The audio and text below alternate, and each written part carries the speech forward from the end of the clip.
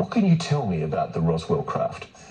Fortunately, those details were not approved for me to talk about right now. That analysis I did was a total hack job. I mean, even anybody with analytical skills, if you read it, you can deduce that they're conflating multiple situations with crash test dummies and mogul balloons, and they're just saying that the townsfolk who personally witnessed it were totally imagining things. They concocted that whole report just to disinform. So the reason for the secrecy exactly is what? Feudalistic dominance, who can have both asymmetric technology for, it seems like, just fueling the war machine. It just read ridiculous to me that the US Air Force had changed its story. Yeah, and they added additional elements over time and tried to conflate additional programs to explain some of the events. Yeah, and that picture you see right there keeps coming up where they're showing the pieces of whatever they found. Interesting that David Gresh called it a hack job and is apparently familiar with the reports. He wasn't able to go into details. Obviously, he had this top security clearance. So when we asked for details about what happened in Roswell and also some of the other specifics, he wasn't able to elaborate. Tonight in a News Nation exclusive, there are new details actually on a second debris and recovery field now coming to light. There was a first debris field that was found, and now they've actually found a second debris field. You can see there's some drone video of it right there. It's actually out on a ranch quite a ways outside of Roswell. I'm told there's no cell phone service out there. All of this allegedly happening in the 1940s, but you still have these UFO investigators that go out there, especially this time of year with the festival happening. They travel out, they have metal detectors, and they go out in groups and they try to find debris that may still be out there or any kind of remnants. Among those investigators joining me now, Don Schmidt. He is lead investigator for the International UFO Museum and Research Center and a leading authority on the Roswell incident. And also Ben Hansen with us tonight, a friend of the show, of course, and host of UFO Witness on Discovery Plus. Yeah, we hear you guys. Sorry, they were just getting set up there outside the hangar after Nancy's report.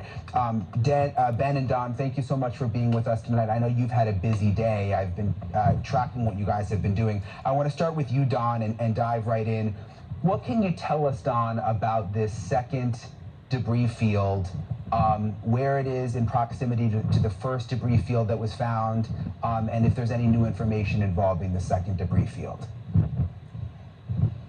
Well, it's actually a impact site. That's in fact what we call it. The remains of a egg-shaped pod about the size of a Volkswagen Beetle, based on all the eyewitness accounts, including military and civilian, describe this location about 35 to 40 miles north of Roswell. And it's where this pod and its crew, a number of bodies, and a survivor based on, again, first-hand testimony were recovered back at the time of the incident. Ben, when you go out to these sites, when you went out to this second debris field, as it's been called, I mean, what can you do now since it's been so long? How do the metal detectors work? Sort of walk us through the process when you and the other investigators go out there. Well, it's actually been really exciting for us because I've been out now about 3 or 4 times to the site, which is near Corona. That's about 2.5 hours out from Roswell, the actual, what we call the debris field. The new site, though, like Don says, is kind of the impact site, which is only about 40 minutes outside the city. And we go out there, we try to systematically, see from Corona in towards town what kind of direction it may have been going, and therefore where we want to focus on the scope of the ground search. We had a backhoe, we had several people doing kind of grid searches. We don't even know if this material is metallic. So that's a big problem, right? So as we're searching anything that looks anomalous, we take that, we mark it just like you'd be, doing a crime scene investigation, and then we go get it analyzed to see if anything, shows up that would be not even just necessarily exotic material, but something that could have been made here but seems out of place. I mean, we're looking at every possible option right now. Don, has anything of interest been found out there? I mean, I would have to think if the reports are true that something crashed out there and the government was involved, I would have assumed that they would have gotten everything back then. I mean, are there still items to be found, do you think? Well, we would not be wasting time if we didn't feel that we could make at least certain confirmations. We certainly had plans to return back to the debris field, and mainly because there were traces, elements, artifacts that were discovered for decades thereafter. And that was an area that covered almost a mile long in scope. And as a result, as any crash investigator would tell you, that there's absolutely no way that they could possibly recover every last piece of evidence. And so with the constant wind and rain erosion, that things come to the surface. And as a result, the Air Force has been out there for decades as well. In fact, the ranchers would confirm that they have been catching Air Force officers out there, even into recent times, still searching and making sure that every last piece was recovered. Ben, I would imagine a lot of the people who may have been witnesses back in the 40s have now passed away because it's been so long. Is there anyone still alive? I mean, is someone documenting what they said? Because obviously it's going to be more difficult to investigate now without, you know, people who survived. Well, that's a great question. In fact, what I guess you could say kind of sold me on Roswell, that something happened here, was the first book that I ever read that was authored by Don here.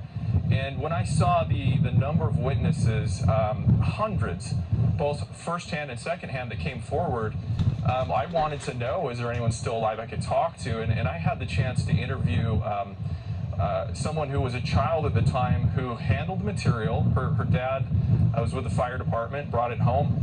She handled it there at the kitchen table.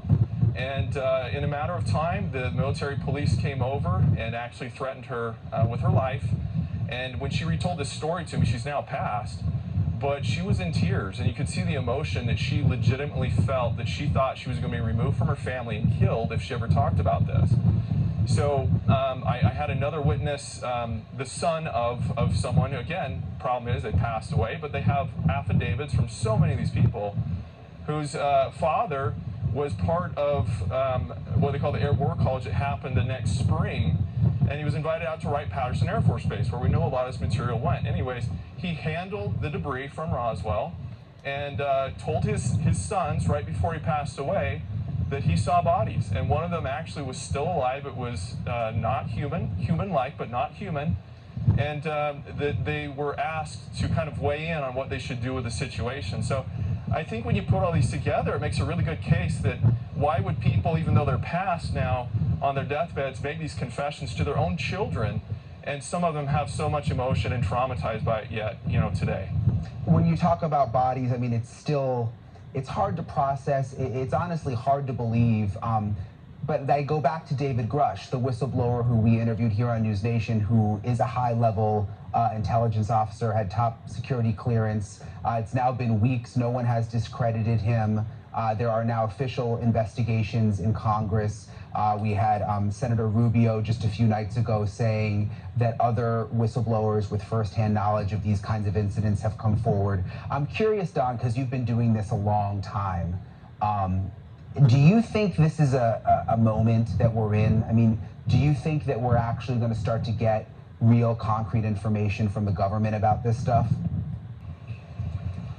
My biggest regret when we worked with the late Congressman Stephen Schiff of New Mexico back in the early to mid-90s, when a good many of the first-hand witnesses were still with us here at Roswell. And we couldn't get Washington to pay any attention. And how unfortunate that all those witnesses are now long gone. And so we missed a golden opportunity, because Roswell's the one case, not only being the granddaddy of them all, the fact that it's beyond just a sighting or gun camera footage or a landing where it's something very fleeting. With Roswell, it's clearly a case of show us the bodies. And these witnesses are gone.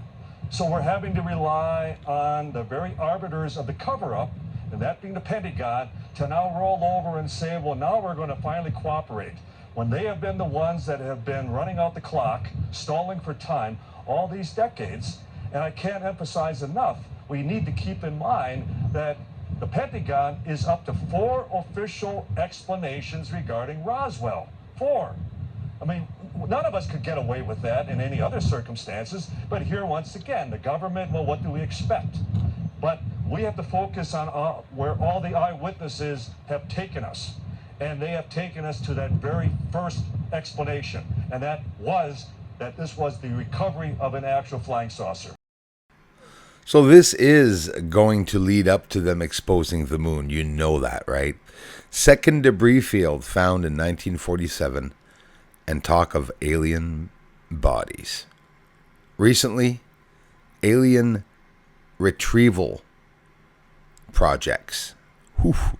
Can't wait to hear the rest of that.